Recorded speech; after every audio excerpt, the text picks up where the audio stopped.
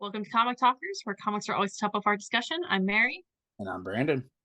and we are back again for more 52 Book Club. We are on week 15. If you have somehow found this episode without watching the previous 14 episodes, please rectify this. There's a lot of context you need. We'll wait. Okay, you've had your chance at this point. Spoilers ahead. All right. So we enter Booster Gold, who is losing both sponsorships and his mind. Um, we see him having to spray paint the Ferris aircraft patch off of his suit. We see him doodling a knife sticking out of Supernova's head, as well as adding a unibrow, a mustache, a goatee, and a tongue sticking out of his face on a magazine. We see him pouring water on his laptop,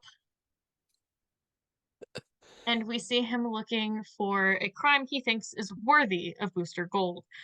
At this point in the narrative, I would say that the carjacking is more his speed than what he responds to,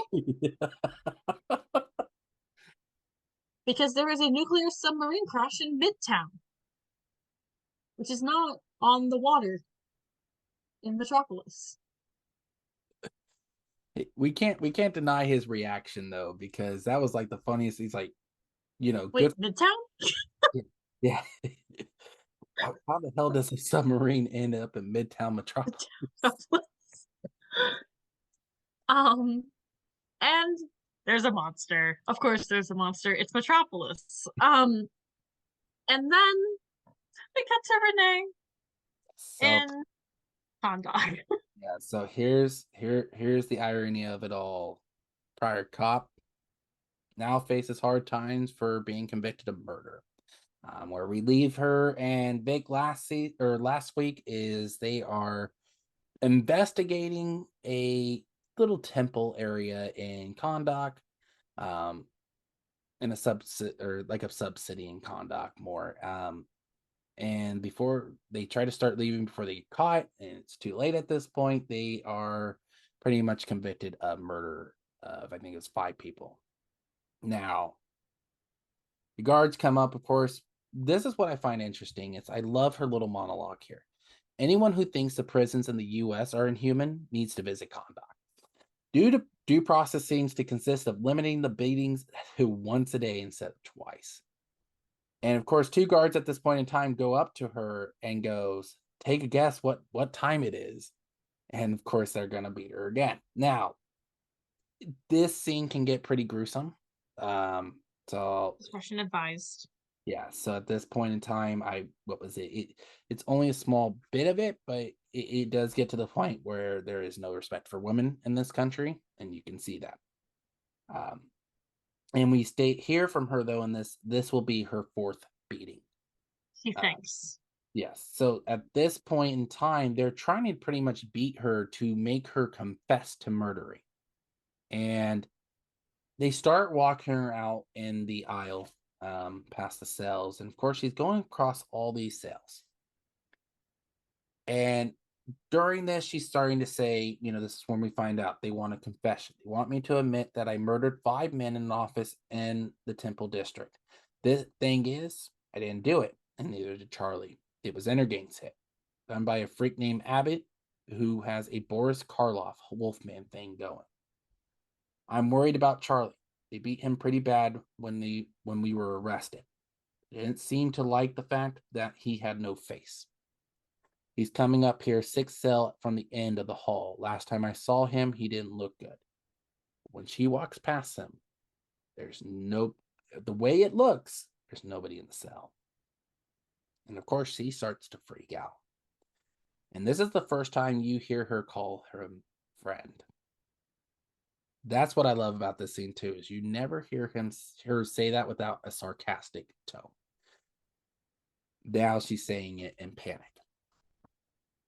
Now, here's the catch. She's screaming Charlie. She's trying to get answers, and of course the guards are trying to fight her. Everything, they ain't gonna work. But here's the best thing about it. There's a little can of smoke that comes in and pretty much kind of like blinds them a little bit as a distraction.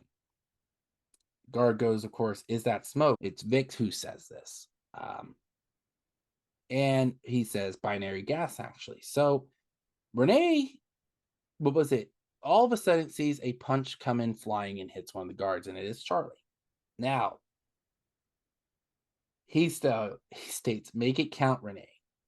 As the guard starts, the other big guard comes in with his baton, and she gets him, smacks him with her elbow right to the temple, close to the temple of the head, knocks him out, grabs the keys, uncuffs herself, and here comes Vic out of the smoke or the gas.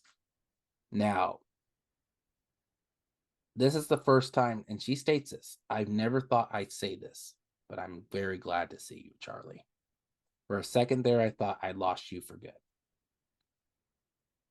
And he goes, I'm with you to the end, Renee. We're in this together, as Renee helps him get out of his cell and is carried. What I love too is you see a little prisoner grab the keys right after and tries to unlock his cell.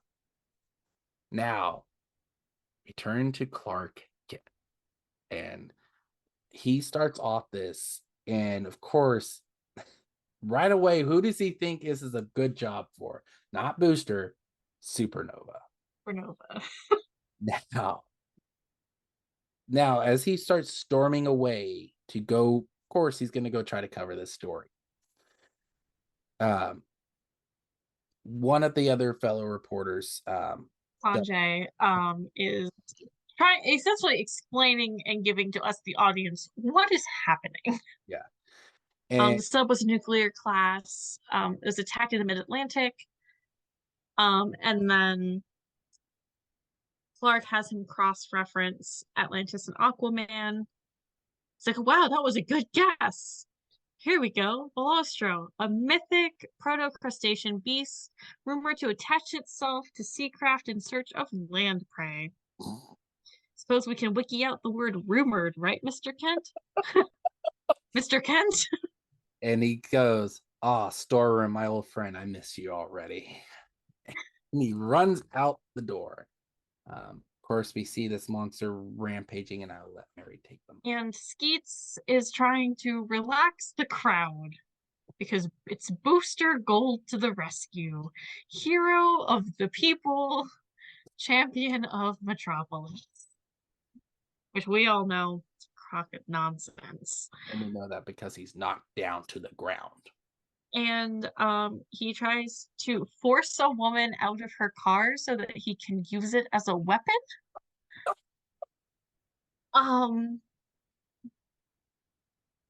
It does nothing. Predictably. And her reaction's even worse. My car. And he then intends to use the Midtown Railway in an offensive maneuver, to which Clark says, oh, surely he's not going to. Booster, no. The fluxation like that will blow the Midtown power grid. And it doesn't just blow the Midtown power grid, it sends Booster crashing to the ground again. And everyone starts mocking him as he's fighting the monster. And then enter Supernova. Does everyone calm down? I'll light the way. And he's able to remove the threat.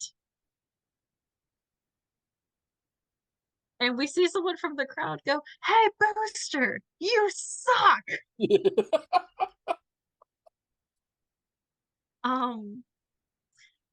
Supernova is trying to get Booster off the ground. Clearly no love lost between the two of them, but Supernova is at least showing good sportsmanship here and is helping the absolute literal train wreck that is Booster Gold up off of the ground. And people are shouting, we love you, Supernova? You should call him Booster Fold. And then the longer it takes Booster to take Supernova's hand, it quickly devolves into name calling, essentially. With Supernova saying, ignore the insults, Booster. You're not going to pay attention to these people, are you? Of course you aren't. I mean, why start now, right? Just pretty fair critique, in my opinion. And Booster and Supernova start to fight. And I think the funniest thing about this fight to me is that Booster says, I've had it with this smug bastard. Which one of you does that describe right now? Himself. Himself. You're not a hero, you're a billboard. You never had the confidence to earn people's respect, so you tried to buy it. Well, guess what? Metropolis found out the truth. But Booster Gold stage stunts he can handle, but in a genuine crisis, and Booster insists he can do the job. And Booster even tries to say, "What's your track record? You flash in the pan? Who needs you?" And Skeet says, "Well, actually, sir, at the moment, he's this Panic City's only source of light." Even Skeets is not agreeing with Booster at this point. And then Skeets alerts them to a threat about leaking radiation from the nuclear sub. Supernova's trying to get Booster to help by clearing the area, and Booster instead takes it upon himself. He has Skeets reprogram his suit to process the radiation. And his goal is to handle the situation, and specifically to show up Supernova. And Supernova even goes and stands next to Clark Kent and says, "Kent, what's he doing?" More than, my God, more than I ever thought he could. And we see Booster standing on top of the submarine. There's now an anti-gravity force field around it. He says, "Hey, Metropolis, you want a big shiny star to light your skies? Well, here I am. Forget Supernova. The name with the claim to fame is Booster Gold, and I'm back, baby." And then he explodes. And we also have Skeets call him by his name. Yeah. And Supernova rushes up to go try to catch Booster in an attempt to save him. You just, oh my God, hold on, Booster, hold. And then he brings it down and he's just a skeleton. And even Clark is upset by Booster's passing. Not overly concerned, but he is upset. And that's the end of this issue. Yeah. Which does bring us to the origin of Steel, who is, of course, John Henry Irons, who we've had a lot of content for in this series. And we see him being saved by Clark Kent. He says, "I owe you my life." And Clark says, "Then make it count."